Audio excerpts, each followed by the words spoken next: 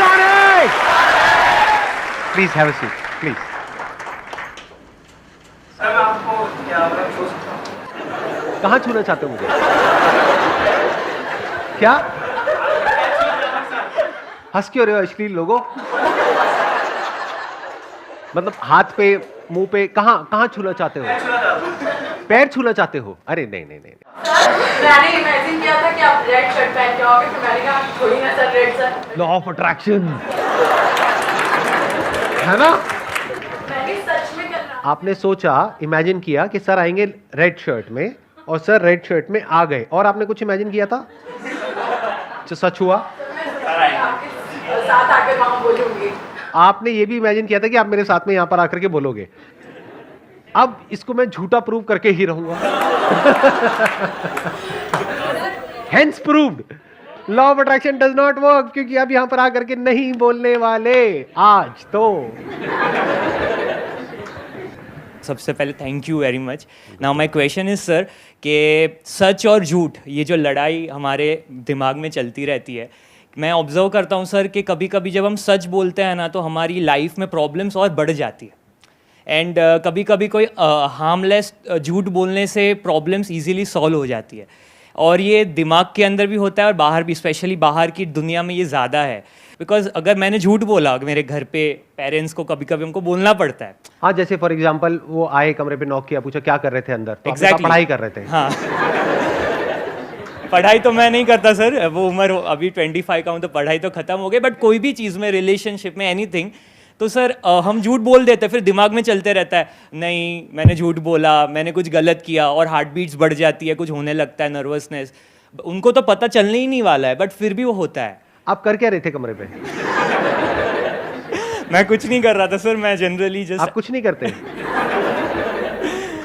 सो ये मेरा क्वेश्चन है सर, ट्रूथ वर्सेस ये जो ऑकवर्ड हंसी होती है ना आप लोगों की, ये मुझे बहुत पसंद है। जब समझ भी आ रहा है थोड़ा थोड़ा, नहीं भी आ रहा है।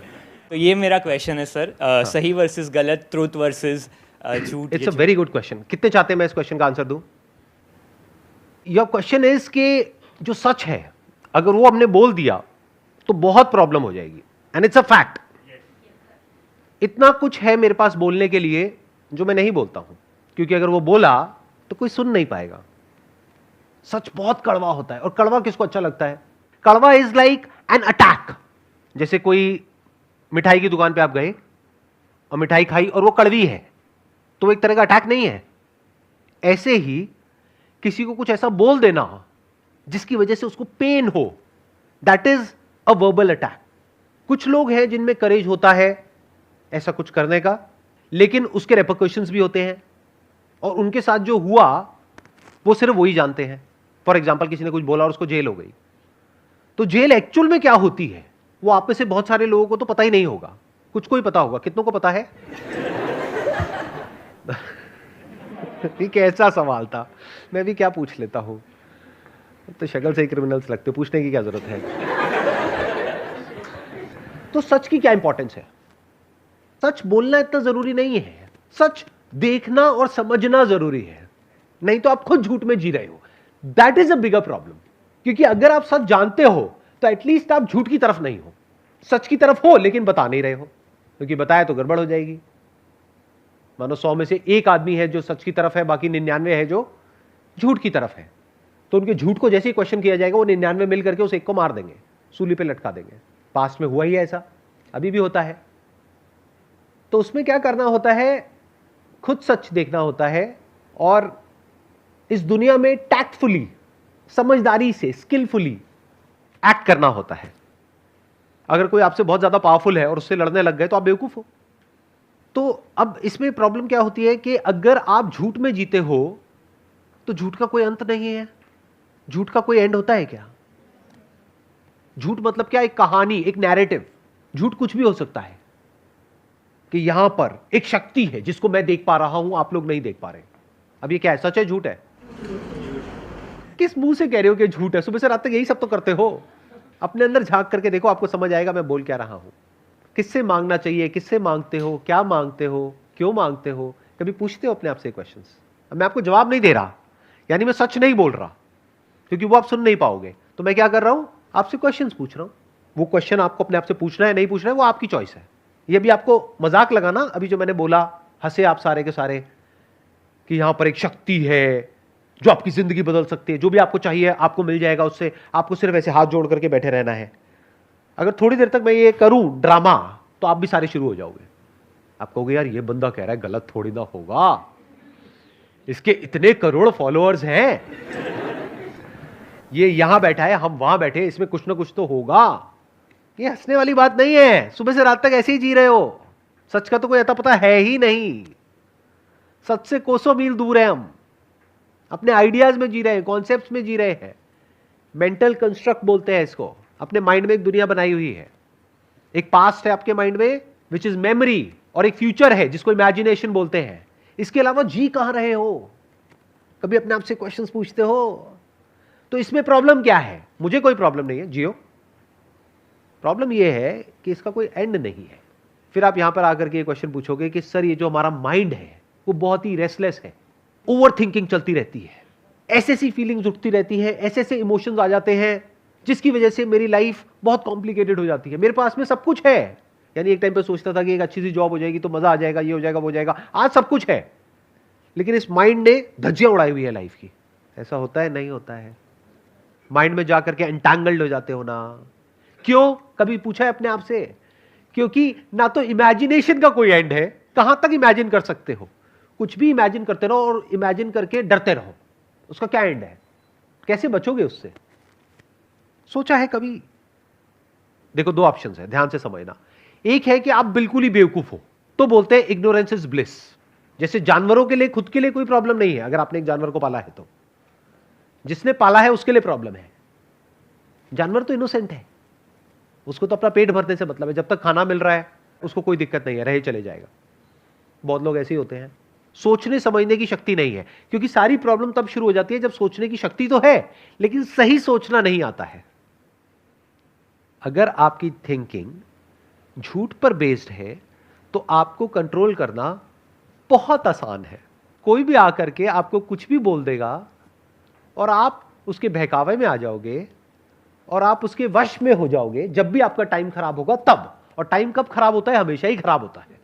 टाइम अच्छा कब होता है? आप में से कौन है जिसकी लाइफ में बहुत अच्छा टाइम चल रहा है? हाथ ऊपर करना जरा। ज्यादा टाइम तक रहने वाला नहीं है। सब कुछ अनित्य है, यानी सब कुछ टेम्पररी है। अच्छे के बाद बुरा आता है, बुरे के बाद अच्छा आता है, बट जो हमारी अंडरलाइंग स्टेट है वो बुरी ही होती है, क्योंकि जो मिल जाता है वहां पे ध्यान नहीं जाता है। जितनी सैलरी मिल जाती है वहां पे ध्यान जाता है, या जो नहीं मिली है उस पे ध्यान जाता है, या जो साथ वाले को ज्यादा मिल गई है वहां ध्यान जाता है। जो अभी हेल्थ परफेक्ट है वहां ध्यान जाता है, मतलब हाथ पैर आंखें कान नाक सब कुछ सलामत है वहां ध्यान जाता है, या हल्का सा दांत में कहीं पे दर्द हो रहा है वहां ध्यान जाता है। समझ गए क्या होता है? This is life. तो अब थोड़ा ध्यान से समझते हैं। प्रॉब्लम्स दो तरह की है, एक है फिजिकल, एक है साइकोलॉजिकल। फिजिकल प्रॉब्लम्स के लिए क्या चाहिए? पैसा चाहिए। कैसे चाहिए? वो आप अपनी कैपेबिलिटी देखो, अपना फैमिली बैकग्राउंड देखो, अपनी सिचुएशन देखो, खुद सोल्यूशन निकालो।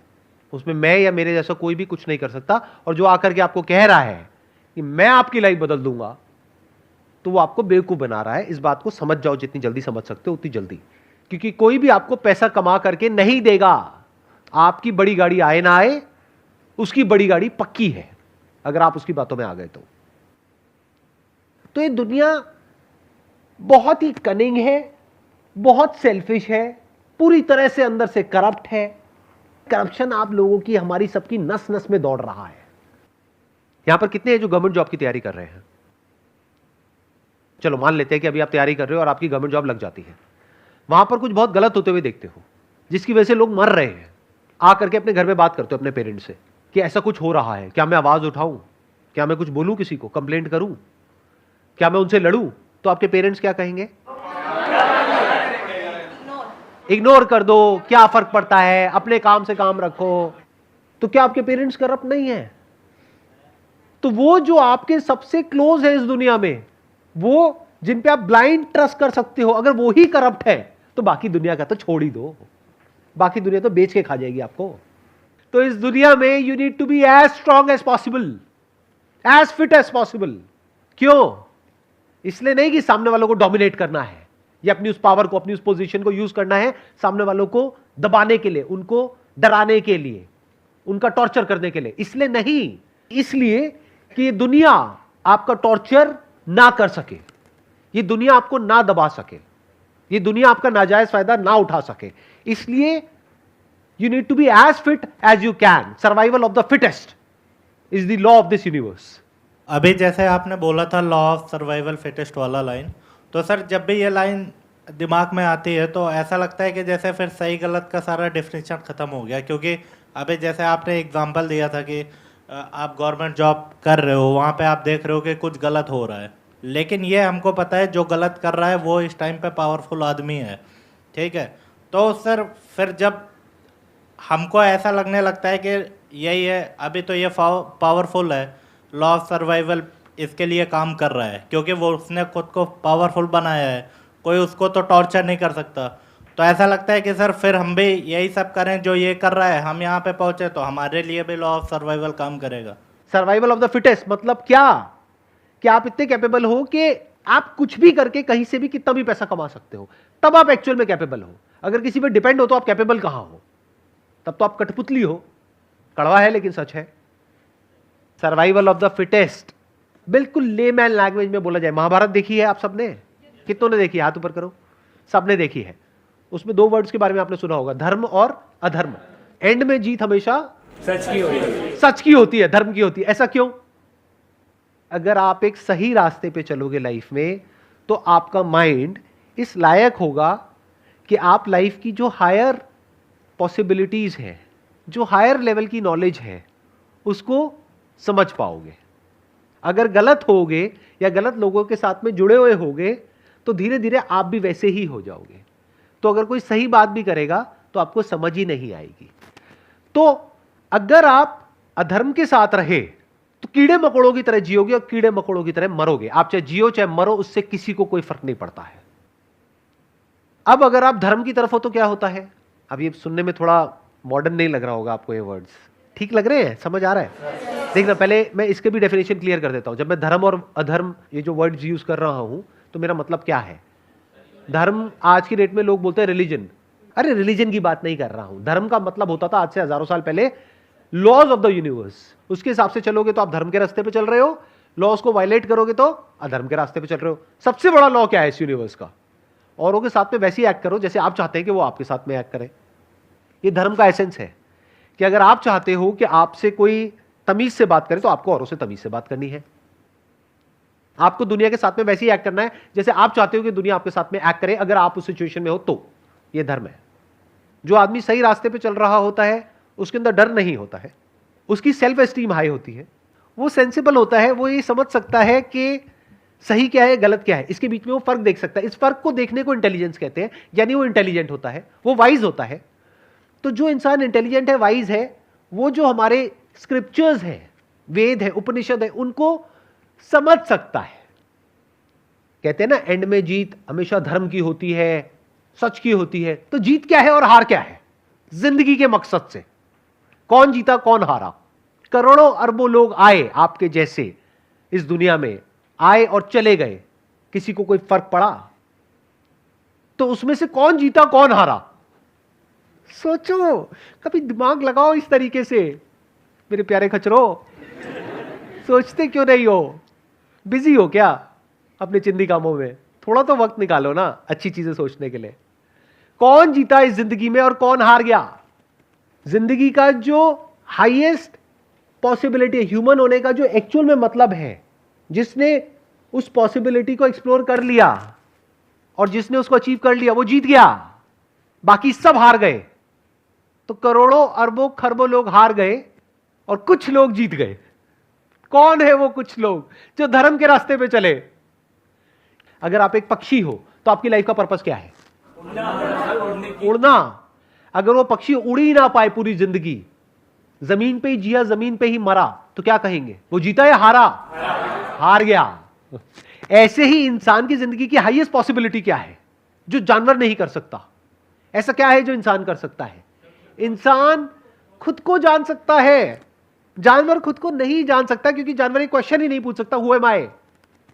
तो ये क्वेश्चन आप पूछ सकते हो और आपके अंदर वो इंटेलिजेंस है कि इस क्वेश्चन के एंड तक आप जा सकते हो। ये है जीत, बाकी सब है हार। और जिंदगी में जीतने के लिए आपको धर्म के रास्ते पे चलना होगा। धर्म के रास्ते पे वो नहीं चल रहा है जो आलसी है, धर्म के रास्ते पे वो चल रहा है जो मेहनत करता है, हार्ड वर्क करता है, स्मार्ट वर्क करता है, कुछ भी करके लाइफ में आगे बढ़ रहा है, अपने आप को स्ट्रांग बना रहा है। ना वो दुनिया का भला कर रहा है, ना वो दुनिया का बुरा कर रहा है। ध्यान से सुनना मेरी इस बात को। जैसे दुनिया का बुरा करना अपने आप में एक कीड़ा है, ऐसे ही दुनिया का भला करना भी अपने आप में एक कीड़ा है। ये लोग बड़े खतरनाक होते हैं। अपना भला कर लो, एक्चुअल में जो भला है, यानी जान लो कि आप क्या हो, उसके बाद इस दुनिया को जो आपसे चाहिए होगा ना, वो दुनिया ले लेगी। ऐसा कोई ना कोई इंसान आ जाएगा जो आकर के ऐसा उल्टा पुल्टा एक क्वेश्चन पूछ लेगा और कुछ बोलना पड़ेगा, नहीं तो क्वेश्चंस वही होंगे जो हमेशा होते हैं। और फिर आप क्या कहोगे कि जितने भी क्वेश्चंस हैं उन सबके जवाब तो आपने दे दिए हैं, सारे क्वेश्चंस कवर कर लिए हैं। अरे असली क्वेश्चन पूछा भी है कभी? अगर सही क्वेश्चन पूछोगे तभी सही जवाब मिलने की पॉसिबिलिटी है। अगर इस क्वेश्चन को आप अपने आप से पूछते हो, हु एम आई, और इसके जवाब तक पहुंचने भी लग जाते हो, तो आप देखोगे आपकी थिंकिंग में एक रैडिकल चेंज आएगा। झूठ धीरे धीरे हटता चला जाएगा लाइफ में से, और जो सच है वो आपके सामने होगा। सच जैसा है, जो है, वो आपके सामने होगा। और सच चिंदी बातों का नहीं कि मुझे ये चाहिए, मुझे वो चाहिए, मुझे वो चाहिए, नहीं, कि लाइफ क्या है, डेथ क्या है, भगवान क्या है, ये यूनिवर्स क्या है, डिजायर क्या है, थॉट क्या है, फीलिंग्स क्या है, इमोशंस क्या है, जो भी क्वेश्चंस एक्चुअल में इंपॉर्टेंट है वो सब इसमें कवर हो जाते हैं एक क्वेश्चन में, दैट इज हु एम आई। और अगर इसको आप पूछ ही लेते हैं तो आपके जीतने की शुरुआत हो गई।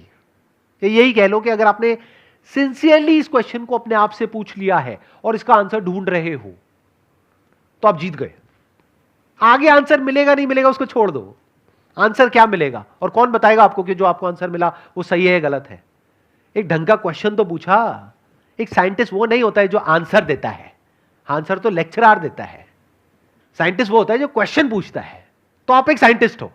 किसके साइंटिस्ट हो? लाइफ के साइंटिस्ट हो, अंदर की दुनिया के साइंटिस्ट हो। और अगर वो हो तो इंसान होने का जो हाईएस्ट गोल है वो आपने अचीव कर लिया है। साइंटिस्ट दो तरीके के होते हैं ना, एक बाहर की दुनिया के और अंदर की दुनिया के। तो अगर आप बाहर की दुनिया में साइंटिस्ट बनते हो तो अवार्ड मिलेंगे, पैसा मिलेगा। अंदर की दुनिया में साइंटिस्ट बनते हो तो उससे क्या मिलता है? एक पीसफुल माइंड मिलता है। आपको पहली बार समझ आता है कि साइलेंस क्या होता है। आपको पहली बार समझ आता है कि प्रेजेंट मोमेंट होता क्या है। आपको समझ आता है कि मैं वो नहीं हूं जो मैं खुद को समझ रहा था।